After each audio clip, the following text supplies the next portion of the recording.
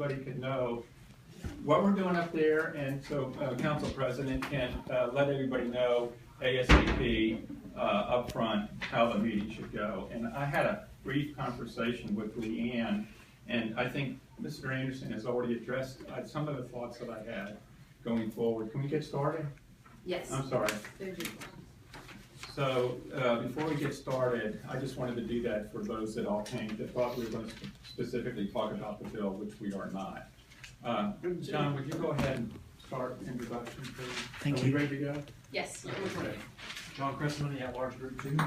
Paige Johnston, Office of General Counsel. Kurt Sherman, council author. Greg Anderson, at-large group 4. Matt Shellenberg, District 6.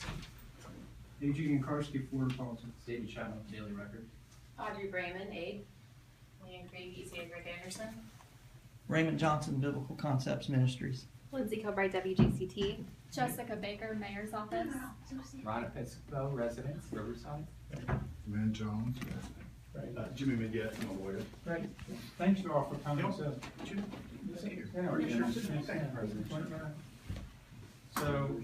you have specific.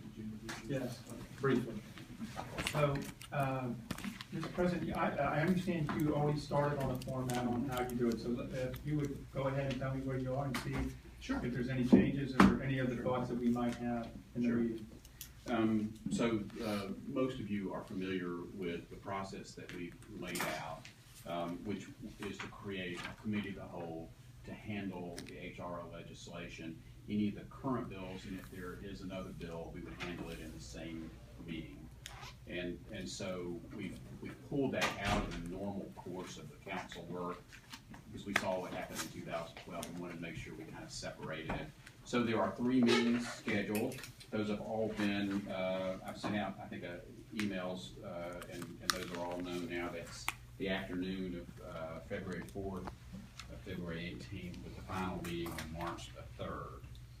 At the end of the final meeting, once the committee of the whole makes their recommendation, we will we'll close the committee meeting and then immediately convene the council.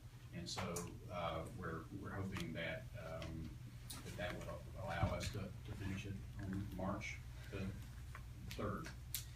I want to make sure everybody knows that that I'm committed to hearing from the public. You know that we've done that already. We'll continue that through our regular council hearings, the next ones coming up, and there'll be public comment, but also public hearing. And so I'm going to try to, and y'all are going to have to be patient with me, but I'm trying to manage this in a way so that we kind of keep it together, and we like to hear from people that we haven't heard from before. That's kind of the way we want to try to hear. We want to make sure everybody's heard, but we also want to kind of keep it sort of together. So we'll continue to follow in the council meeting the same. Come on in. Here you go. We have Councilman Gaffney and Azuri here. And Jimmy.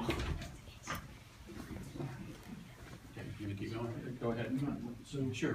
And I think This is just procedural. when I read the memo, it has the 3rd meeting been noticed as a council meeting? It will be, Okay. yes, especially. And then each meeting will have a 1-hour public comment period? That's correct. Would you be willing to consider the speaking time to be somewhat shorter than a traditional council meeting, as much as maybe limited to 90 seconds or 60 seconds or something? That's I think that's one of the things that we want to talk about. Okay. Yeah, and so I wanted to finish sort of the regular council cycle, and then I thought I would talk specifically about the public hearing for the special meetings. So upcoming, we have public comment as well as a public hearing. I'm probably going to combine the 2 bills for public hearing. It'll make things a little simpler, and we're going to continue the process where we have the separate cards. So the proponents or somebody who's against the bill, but we're going to go back and forth the way we did in the past.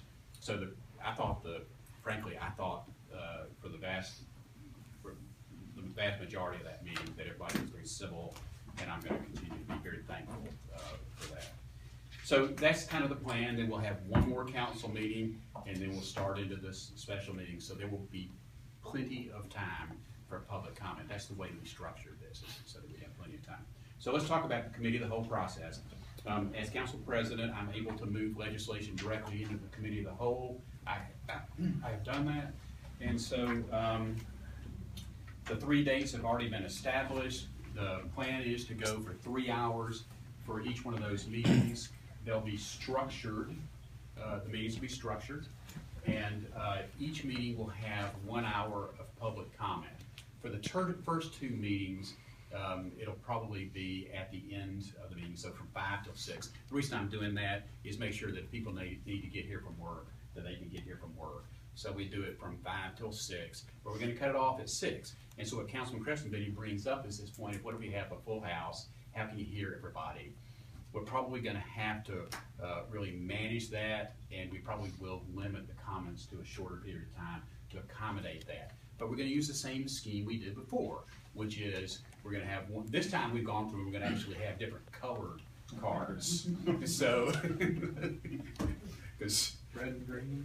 I don't know what color Cheryl has picked up, but she'll be here in a minute. She's actually ordered the cards. They're specially made for those hearings. And so we're gonna divide them up. We're gonna do the best we can.